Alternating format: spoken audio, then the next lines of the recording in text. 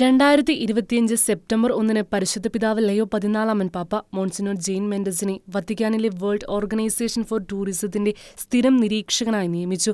നിലവിൽ അദ്ദേഹം ഡൊമിനിക്കൻ റിപ്പബ്ലിക്കിലെ സാന്റോ ഡൊമിനിഗോയിലെ അപ്പസ്തോലിക് നൂൻഷ്യേച്ചറിൽ കൗൺസിലറായി സേവനമനുഷ്ഠിക്കുന്നു. സ്ഥിരം നിരീക്ഷകന്റെ ഓഫീസ് സ്പെയിനിലെ മാഡ്രിഡിലാണെങ്കിലും അദ്ദേഹം വത്തിക്കാനിലെ വസതിയിലായിരിക്കും താമസം. WOTയുടെ സ്ഥിരം നിരീക്ഷകൻ എന്ന നിലയിൽ അദ്ദേഹം അന്താരാഷ്ട്ര തലത്തിൽ നടക്കുന്ന WOTയിലെ എല്ലാ സമ്മേളനങ്ങളിലും യോഗങ്ങളിലും പരിശുദ്ധ സിംഹാസനത്തെ പ്രതിനിധീകരിക്കും. മോൺസിനോർ ജീൻ മോണ്ടസ് 1992 ജനുവരി 29 വരാപ്പുഴ അതിരൂപത മെത്രാപ്പോലിത്തായായിരുന്ന ഡോക്ടർ കൊർണേലിയോസ് ഇലഞ്ഞിക്കൽ പിതാവിന്റെ പക്കൽ നിന്ന് എറണാകുളം സെന്റ് ഫ്രാൻസിസ് അസീസി കത്തീഡ്രലിൽ വെച്ച് പുരോഹിതനായി അഭിഷിക്തനായി.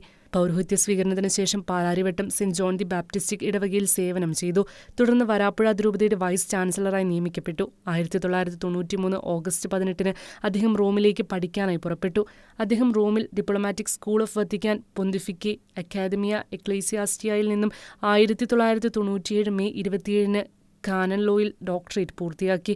Uganda, Panama, Uruguay, Philippines, Guatemala, Senegal, Lebanon, Netherland, Germany, Dominican Republic എന്നിവിടങ്ങളിലെ അപ്പസ്തോലിക് നൂൻഷ്യേച്ചറിൽ അദ്ദേഹം സേവനമനുഷ്ഠിച്ചിട്ടുണ്ട്.